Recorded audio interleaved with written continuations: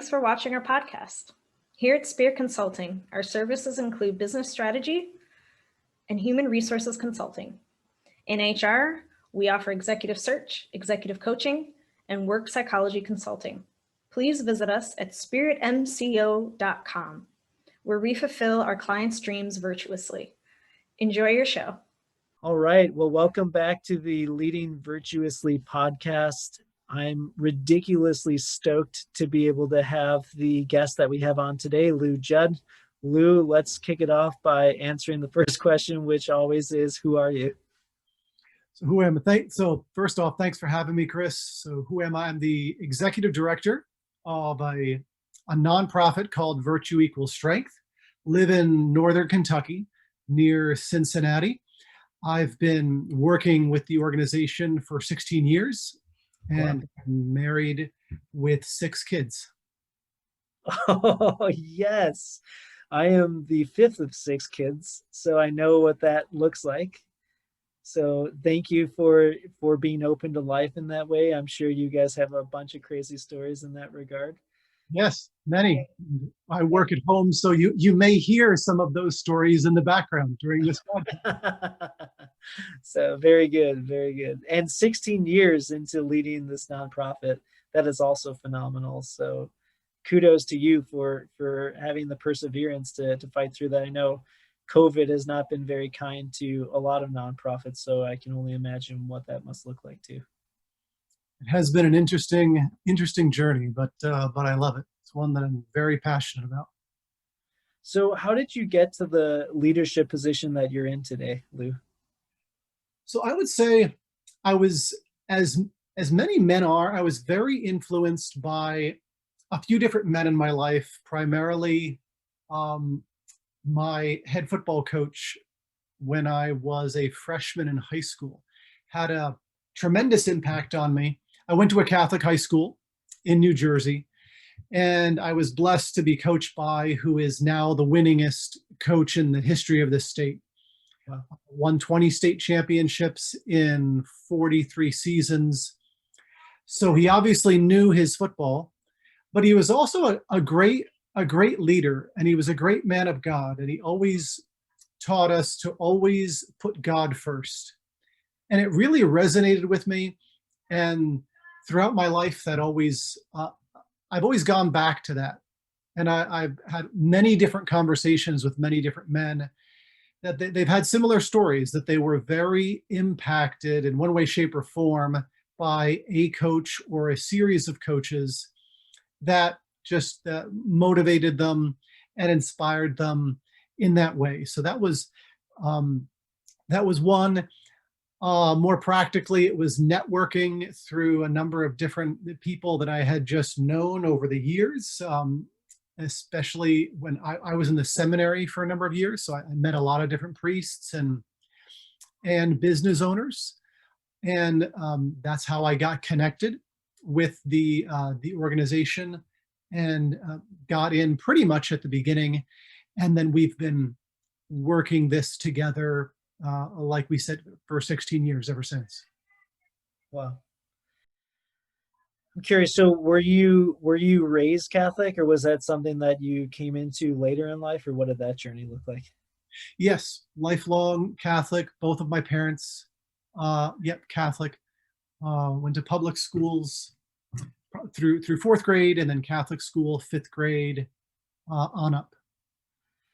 So I know you talked a little bit, Lou, about this coach, but I guess, as you mentioned, 20 state championships and the most winningest coach in the state, that's crazy. So what was part of his formula, the virtue that you're working through now, or what was kind of his secret sauce?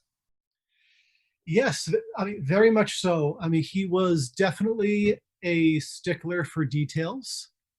And so I remember, so this is before my freshman year, and he had something he dubbed captain's practices. So the men, the seniors who were going to be captains for the upcoming football season would lead us in what was basically conditioning. And I remember at the very first session, coach saying, well, gentlemen, it's good that you're here, because you're either going to suffer now or you're going to suffer at camp, but suffering will be had. So, and he kind of chuckled and laughed.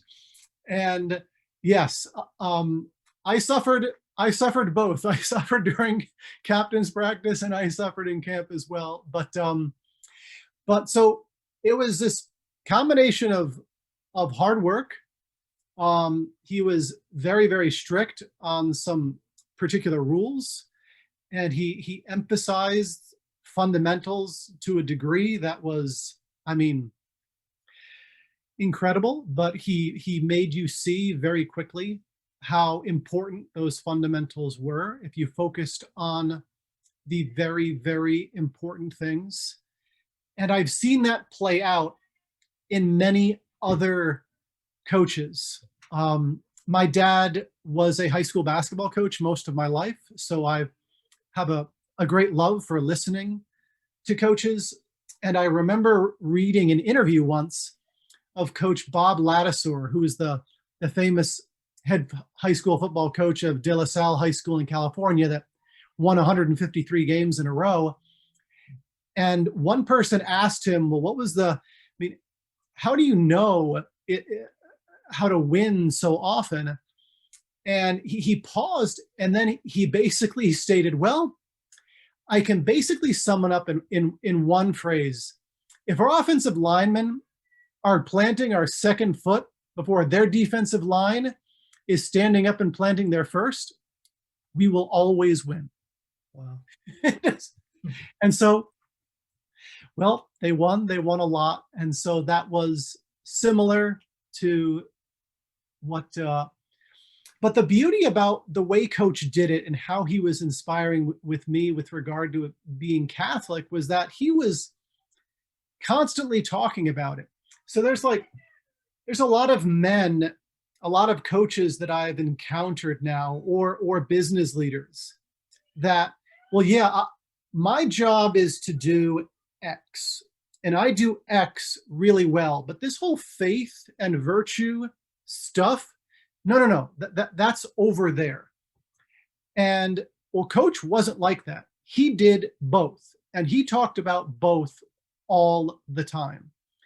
And he really emphasized it, and he was very good at it.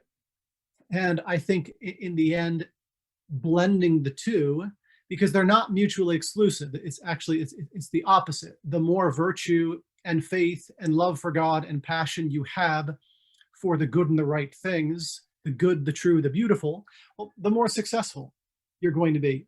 And obviously Coach did that because he was very successful. So just many different stories and examples of how he inspired. So Lou, what challenges do you solve for organizations with your organization? So our primary purpose is working with schools.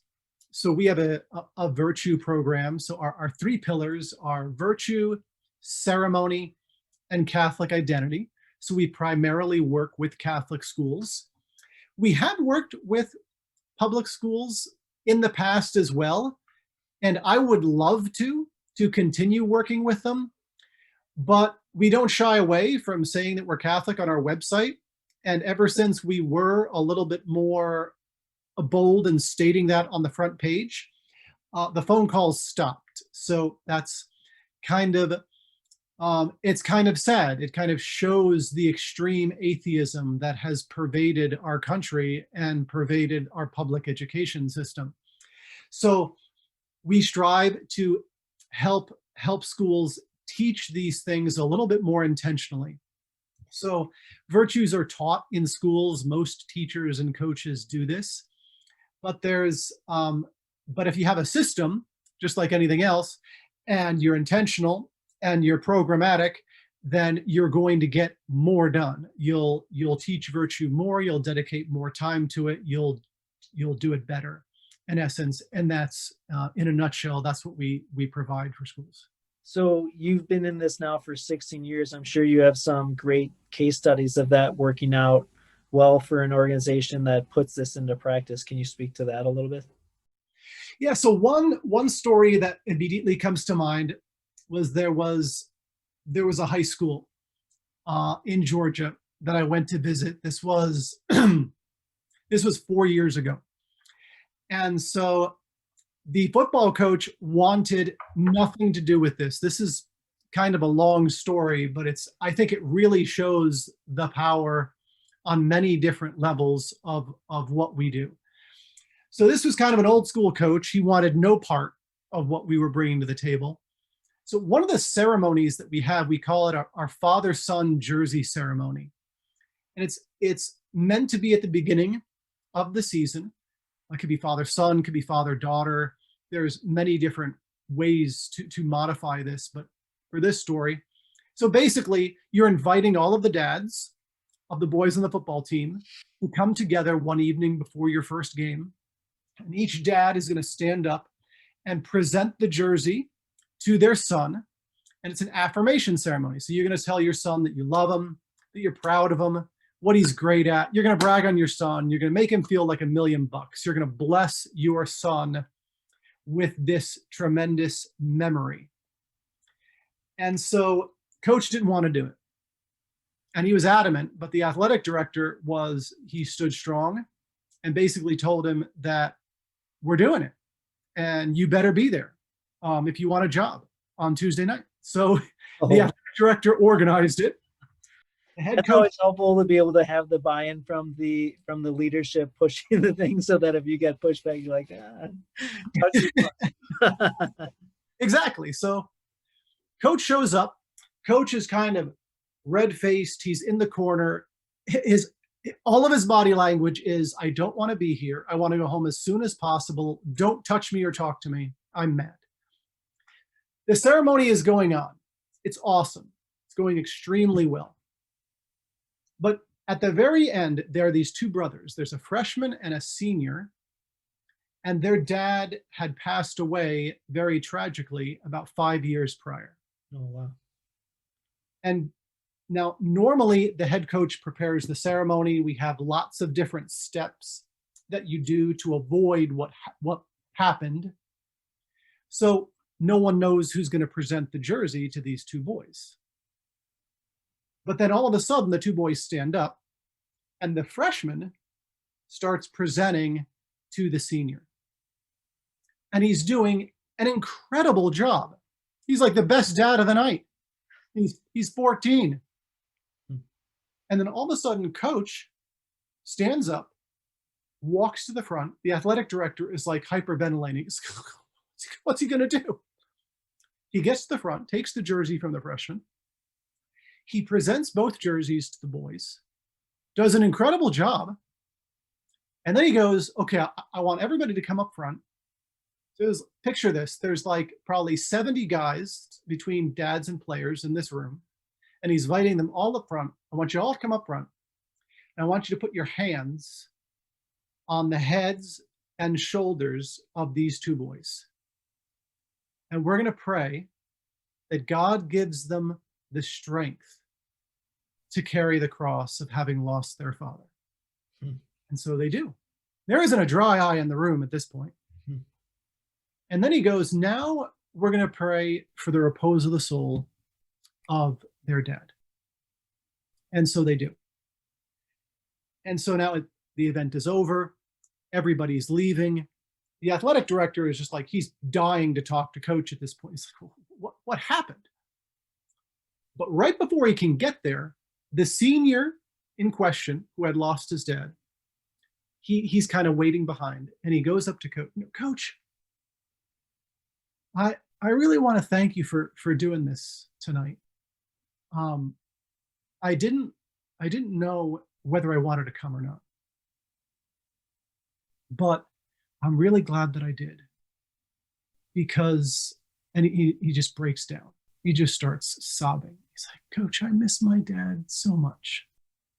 And what really stinks about it is I can never talk with anybody about it, because everybody's always afraid that they're going to make me feel worse for bringing up my dad. And so I I've ever had any closure. I don't even know if I know what closure is, but I've had this hole in my heart for the past 5 years. But when you had everyone come up tonight and pray over us like that, I feel different. I feel a peace that I have never felt before. And I'm so grateful.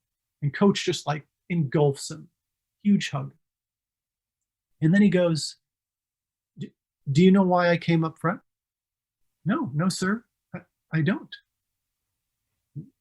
Here's where it is. I lost my dad when I was in high school. That hole in your heart that you've been feeling, I've been feeling for 25 years. And that's why I didn't want to do this ceremony, because I thought it was going to tear you two up. But then when I saw what your brother was doing, I saw that this was an opportunity for healing that I never had.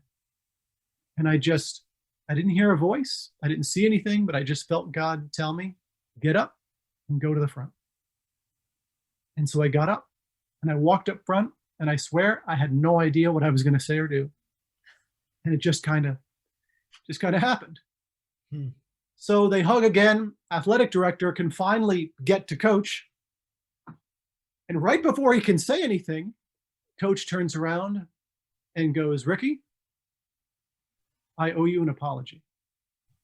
I was totally wrong about this. This was one of the best things I've ever been a part of in my football life. Anything else sports leader or virtue equal strength has, I'll do it. I'm in." And he walked away. So this particular team is extremely talented. This is probably the most talent-wise football. They have 11 major Division I scholarship guys on their team. This is the most talent they've had in school history. And it's game 3, I think, and they've already lost like 2 games. And everybody's like, what is going on? I mean, we're losing to teams we shouldn't be losing to. So athletic director pulls the coach aside and he goes, I don't know what there's something here that we're missing, because we're getting all sorts of unsportsmanlike penalties. The guys are arguing. I don't think we're doing the virtue of the week like we're supposed to. I have a teacher who's willing to help. I want all the guys in his room after school every Monday, rest of the season, for 20 minutes. You good? I'm good. So Monday, they went in to this particular teacher's room, and he gives all of the players an index card. And he goes, "Gentlemen, you all are the most talented football team this school has ever had. You're a 10 as far as talent-wise, but you're not playing like a 10. And nobody seems to know why. I want you to write down what number you think we're playing at, and I want you to write down why. Don't put your name on. This will be anonymous." So everybody does. He collects the cards. Basically looks through the cards, and the average number is a 4. We're playing like a 4. All right, nobody wrote down a reason. Why are we playing like a 4? Crickets. Nobody will talk. He kind of sits down, crosses his legs, gets comfortable. "Gentlemen, I have all day. We're going to have this conversation. So seniors, stand up." Tells the seniors, stand up. Okay, why are we playing like a 4? What happened? There's this long pause, but finally one kid says, "Racism." Coaches, everybody in the room is, "Racism? What are you talking about?" Again, long, awkward pause. Nobody wants to talk, but the kid says, "Well, about 2 weeks ago, before the coaches got to the weight room on Monday, white offensive lineman and black running back said this, that, and the other thing, and they got into a fight. But there was somebody in the hallway and we shut it down before any of the coaches came in. And ever since then, I'm pretty sure all the whites hate the blacks and all the blacks hate the whites. And so then the teacher goes, "Gentlemen, is this true?" Majority of the room shaking their heads. All right. So then they start talking through it. And finally, he goes, "All right, one of the ceremonies is a forgiveness exercise. I think we need some forgiveness. You two willing to forgive one another?" He's talking to the offensive lineman and the running back. The offensive lineman says he stood up and he goes, "Yes. I need to apologize." He turns around to his teammate and he apologizes. And the running back does the same. This probably goes on. There's 20 or 30 different guys that they all start apologizing to one another. And so longer story, much shorter, this gels the team. They won 3 state championships in a row. Like they didn't lose for like almost 4 years. Wow. Now, granted, it's not just because of this. Like I said, very talented football team, outstanding players, lots of skill, etc. But just having the skill and the talent and all of that wasn't getting it done. It wasn't creating a team. So this is an example of how, whatever, through prayer, through ceremony, through virtue, through leadership, communication, relationship building, you can take a situation that is good and you can make it a lot better. That's a beautiful story. So thank you for sharing that, Lou. So yeah, as the typical format is that I would ask you a question about where business and virtue intersects for you. And I mean, that's everyday life.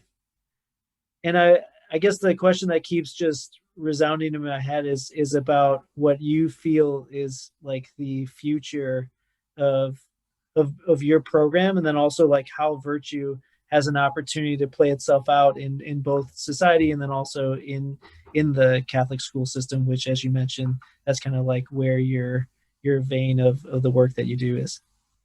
Well, it's a very good question. I mean, I hope that there is a promising future for it. It's something that's, I mean, we can all see it's definitely needed. I mean, I loved when you reached out. I loved even the name of the podcast. I mean, virtue, leadership, and the two together. The lack of those things are what is tearing our country apart. I mean, we're literally imploding because the adults in our country have the absolute incapacity to talk with one another, to relate to someone in a respectful and charitable and humble way with someone who maybe you have a difference of opinion on, to be able to amiably disagree on something without it rising to name calling, violence, threats, canceling, but just respectfully recognizing, all right, you like the color, I like the color green, and you don't. It's like, well, okay, we don't. But we don't have this anymore. So it shows that, well, it really hasn't intentionally been taught for a long time in school. I mean, where you really get after it and you name it. Okay, this is charity. This is humility. This is respect. Okay, this person is reacting in this way because they felt like they were disrespected. You hurt their pride. You were not humble or forgiving or sacrificial. They're reacting like this because of that. If you would have reacted in this way, and if we teach kids this, help them to see this, help the parents, okay, we all need to discuss these things at home. React to it better. Just don't consume everything, media, games, commercials, movies, all of those things, okay? analyze, reflect on it. What's going on there? What are the pros and the cons? And learn how to deal and treat one another more respectfully. I mean, because ultimately, I mean, the golden rule, I mean, treat others the way you want to be treated. Okay, we're not doing it. And because we're not doing it, we're imploding. And the further we go down this road, I mean, it just leads to more violence, which no one wants. I mean, no one wants a more violent, less peaceful society. So if we don't want to keep going down there, then these are opportunities that we have. And so at times, sacrifices need to be made, that you need to maybe, okay, because no one has time. No one has time. No one has time. It's like, well, yeah, you have to make time. You make time to do this right, then better things happen. I wonder also if there's a component of wounding that's in there too. For instance, even your own story about the coach and his misguided response to the opportunity that was in front of him. That like we just get pounded upon when you have some form of wounding going on at home, that it's hard to like break through that and sometimes do the most loving and virtuous thing, that because like you feel like you're like you're in essence like your own journey and how you feel almost like dirty in a sense, or in the Catholic term sinful, that is stopping you from being able to make that shift and make that transition. But as you've beautifully communicated today, Lou, like when you start to put virtues at the center of your operating system, life just becomes so much more blessed in such an easier way, and your relationships start to take off, and you can have such more dynamic relationships that only bring more fruit into your life, which is not the only reason to do it, but in essence, by having these better relationships, while having more virtuous and loving relationships in your life becomes that much easier and more fulfilling and joy-filled. So Lou, ultimately, though, I do feel like sometimes people may look at the two of us and be like, oh, whatever, those two Catholic boys, whatever, like they think they're so pious, etc. And I'm just curious if in your own life, because the opposite of virtue is vice. And I'm just kind of curious if in your own life what vices have you had to overcome in order to be the man that you are today? Well, there's plenty. Yeah, there's a lack of forgiveness at times, holding grudges. There's pride, an inability to see things from the other side, from another's perspective. So we all have them, and like you said, we all have the wounds. We've all been hurt in one way, shape, or form, or misled. And I think it's just, at the end of the day, we just have to make it a priority to, all right, let's stop blaming, criticizing, complaining about A, B, and C that happened to me in the past. Because I'm sure you have A, B, and C that happened to you in your past. It's like, well, let's stop there. Okay, well, how can we make this better? Some situations you can't make better, but you can move on from them and not let them control your life, or let your past rule you. Your past doesn't rule you. You can lead your future. So if you're a leader in a leadership position of a school, of a business, and you know what the priorities are, well, then get the priorities done. So like I talked to one school once, that, oh, well, no, we just don't have the money, and this, that, and the other thing. And it's like, this school had more money than 90 They're one of the wealthiest schools in the country, but they don't have the money. It wasn't the fact that they didn't have the money. They don't have the priority. I mean, they have 27 AP classes at their high school, and they probably want 3, 4, 5 more. And it's just like, well, it's like your priorities are wrong. There's nothing wrong with adding those other AP classes, but it's just like you're not getting done the purpose of why your school exists. So until you get that solved, forget about adding 3 more AP classes. It's like you go back to the fundamentals, to the purpose, the objective of what your school or what your company was built around, what you're there for. And if you solve that and you do that well, then more things will come into place and you'll feel a whole lot better about it, because most likely that's why you got into it in the first place. Yeah, the scripture verse comes to mind about building your house on sand.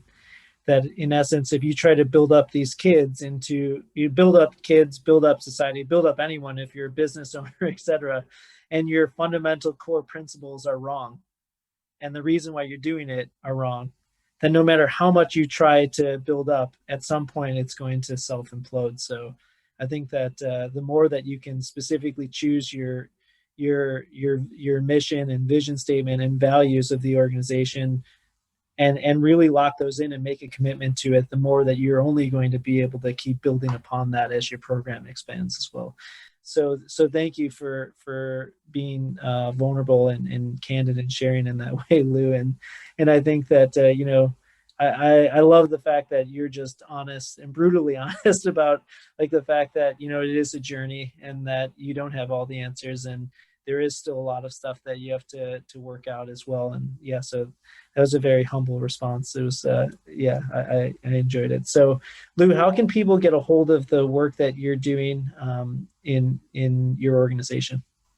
So, our website right now is sportsleader.org, and info@sportsleader.org is a good email. So if you visited there and you sent an email, I think that would be the easiest ways to get a hold of us. Great. Well, really enjoyed having you on the Leading Virtuously podcast today, and look forward to continuing the dialogue with you as well, Lou. Thank you, Chris. God bless you. Thanks for all your work.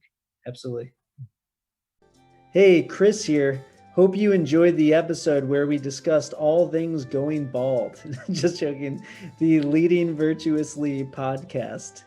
If you enjoyed the episode and the podcast, will you please subscribe on YouTube or Apple Podcasts or Spotify? Or you could also share it with a friend. That would be tubular. I hope you have an awesome day.